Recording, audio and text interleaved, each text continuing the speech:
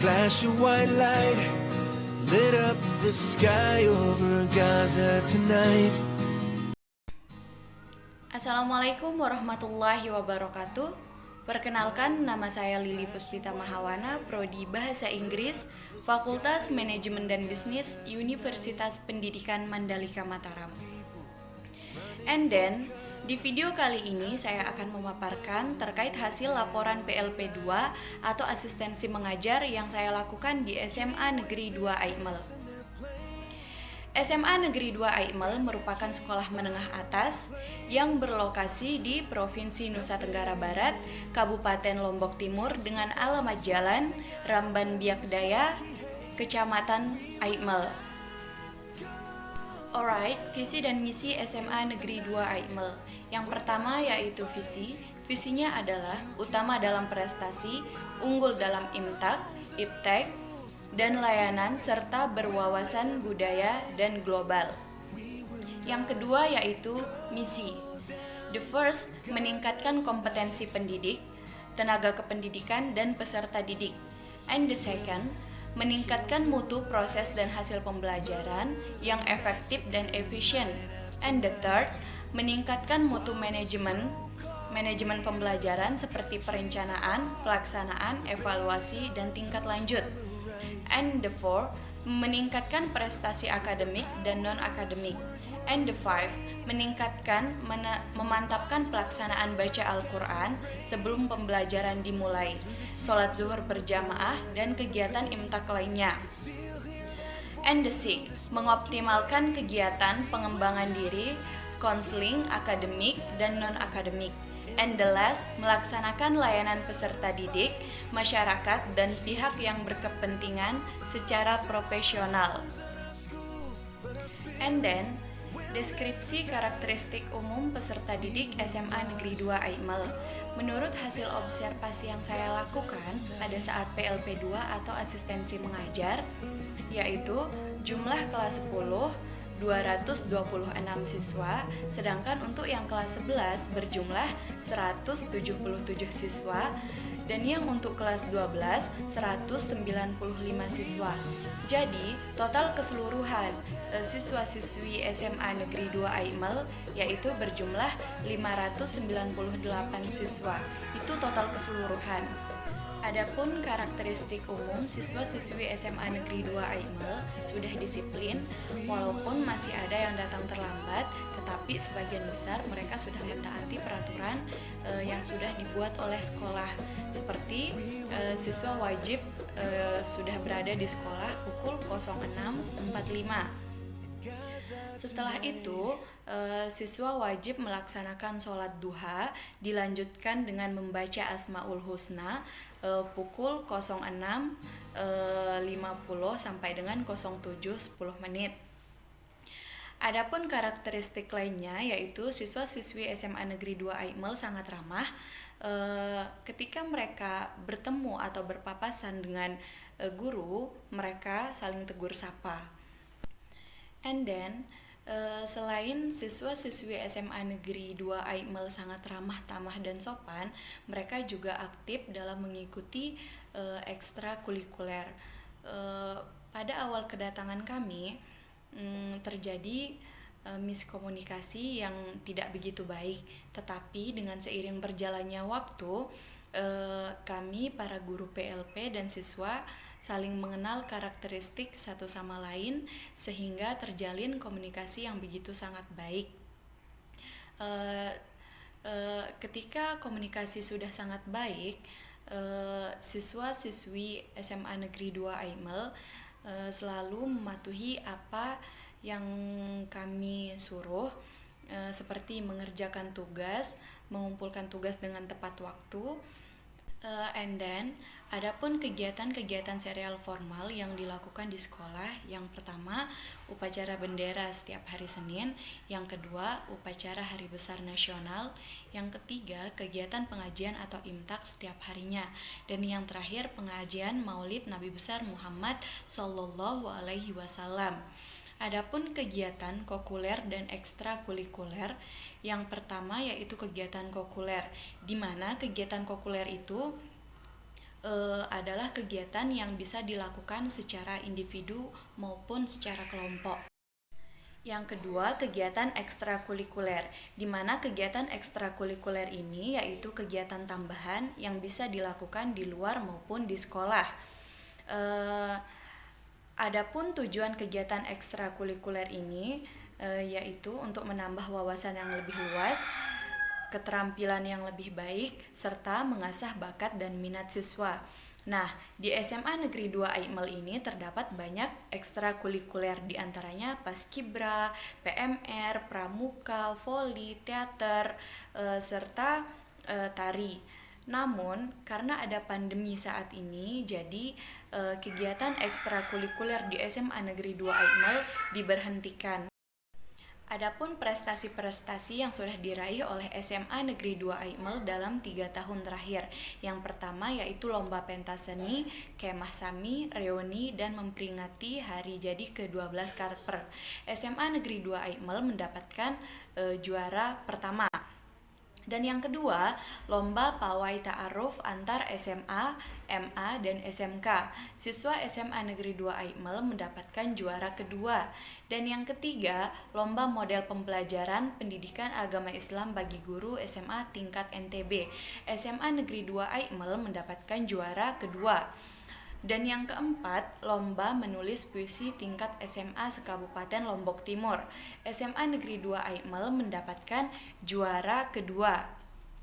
Dan yang kelima, Pawai Alegoris tingkat umum hari ulang tahun ke-69. Siswa SMA Negeri 2 Aimel mendapatkan juara ketiga. Dan yang keenam, Lomba Gerak Jalan Indah. Siswa SMA Negeri 2 Aimel mendapatkan juara kedua. Dan yang ketujuh, Lomba Pencak Silat kelas A. Siswa SMA Negeri 2 Aimel mendapatkan juara kedua. Dan yang kedelapan, Lomba LLA 7 Sepulau Lombok Sepulau Lomba Gapali Rinjani. Siswa SMA Negeri 2 Aimel mendapatkan juara ketiga. Dan yang kesembilan, Lomba PMKS CUP. Siswa SMA Negeri 2 Aimel mendapatkan juara kedua. Dan yang ke-10, Lomba Pawai Alegoris tingkat SMA MA hari ulang tahun ke-70 Kemerdekaan Republik Indonesia. Siswa SMA Negeri 2 Aimel mendapatkan juara kedua. Dan yang terakhir, Lomba Gerak Jalan Indah antar SMA MA untuk hari ulang tahun ke-70. Siswa SMA Negeri 2 Aimel mendapatkan juara pertama. Adapun praktik-praktik pembiasaan dan kebiasaan yang dilakukan di sekolah SMA Negeri 2 Aimel. Yang pertama, membiasakan mengucap salam dan bersalam kepada guru saat datang ke sekolah dan pulang dari sekolah. Dan yang kedua, membiasakan bersikap sopan santun. Yang ketiga, membiasakan membuang sampah pada tempatnya. Dan yang keempat, membiasakan menghargai pendapat orang lain atau toleransi. Dan yang terakhir, membiasakan minta izin ketika hendak keluar atau masuk kelas. Adapun telaah kurikulum, strategi pembelajaran, dan sistem evaluasi dan pemanfaatan. Nah, di mana kurikulum dan perangkat pembelajaran yang digunakan oleh guru di SMA Negeri 2 Aimel yaitu menggunakan kurikulum K13, di mana kurikulum K13 ini adalah sebagai pengganti kurikulum 2006. Di dalam kurikulum K13 ini lebih menekankan 3 aspek. Yang pertama, menghasilkan peserta didik yang berakhlak mulia atau afektif. Yang kedua, berketerampilan atau psikomotorik. Dan yang ketiga, berpengetahuan atau kognitif berkesinambungan. Nah, di mana K13 ini siswa lebih dituntut untuk lebih produktif, kreatif, inovatif, dan afektif, serta mampu berkontribusi pada kehidupan masyarakat. Nah, sebagai seorang guru atau calon guru, tentunya kita harus memiliki pengetahuan atau keterampilan untuk menyiapkan sejumlah perangkat pembelajaran. Contohnya seperti silabus, di mana silabus ini merupakan suatu rincian yang sangat detail tentang mengajar guru yang disusun dalam kelompok tema atau mata pelajaran tertentu.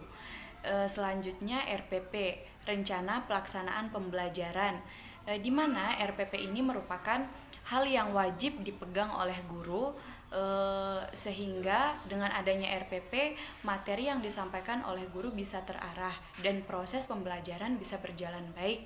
Selanjutnya seperti prota, program tahunan, promes, program semester, kriteria ketuntasan minimal atau KKM, standar kompetensi dasar atau SK, dan kompetensi dasar atau KD, agar kegiatan pembelajaran itu sendiri bisa berjalan baik dan benar sesuai dengan program dan tuntutan dari kurikulum K13.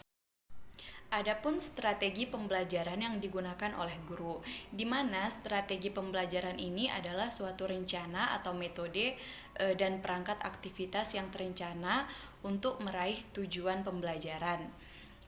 Dalam kurikulum K13 ini, metode yang biasa digunakan yaitu metode ceramah, metode diskusi, metode latihan, metode tanya jawab, metode demonstrasi, dan masih banyak lain metode-metode yang digunakan oleh kurikulum K13.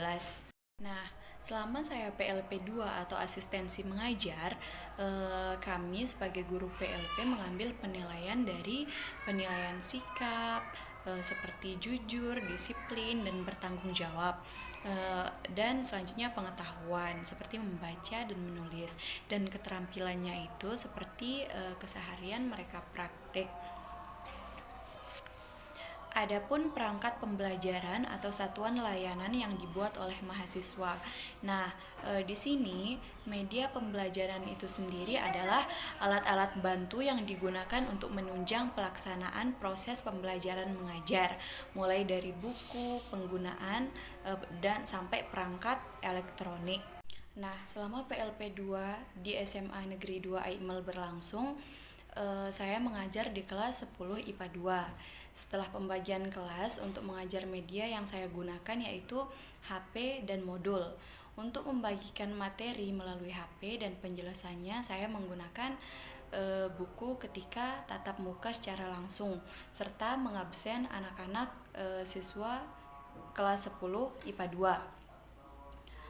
2. Dalam sebuah media pembelajaran dengan memanfaatkan media sosial atau WhatsApp dan modul, saya melakukan langkah-langkah sebagai berikut. Yang pertama, siswa-siswa bergabung terlebih dahulu dengan grup kelas yang sudah dibuat oleh admin. Yang kedua, siswa-siswa mengisi daftar hadir terlebih dahulu, itu yang menggunakan daring. Guru membagikan materi, kemudian memberikan siswa kesempatan untuk bertanya. Selanjutnya, guru memberikan penjelasan materi yang sudah dikirim melalui WhatsApp ketika proses pembelajaran offline berlangsung, membagikan LPKD, LKPD atau lembar kerja peserta didik. Nah, dengan demikian siswa-siswa meskipun dalam melaksanakan pembelajaran melalui daring, namun kegiatan proses pembelajaran tetap terlaksanakan. Setelah melalui daring 3 hari, siswa melaksanakan proses pembelajaran melalui tatap muka selama 3 hari dengan memanfaatkan media yang sudah saya sebut tadi tuh. Karena pada saat ini kegiatan sekolah dilakukan secara terbatas, dalam 1 minggu itu 3 hari daring, 3 hari offline, jadi proses belajar mengajar tidak begitu terlalu sempurna. Adapun jurnal refleksi pembelajaran, di mana kesimpulan yang saya dapatkan di jurnal refleksi pembelajaran ini yaitu dalam hal belajar, kita sebagai calon guru ataupun guru harus memiliki metode yang menarik untuk menarik perhatian siswa yang kita ajar, agar siswa itu cepat tanggap dalam merespon apa yang kita sampaikan. Sekian, mungkin cuma ini yang dapat saya presentasikan dalam laporan PLP 2 atau asistensi mengajar saya. Saya Lili Puspita Mahawana mengucapkan terima kasih. Wassalamualaikum warahmatullahi wabarakatuh.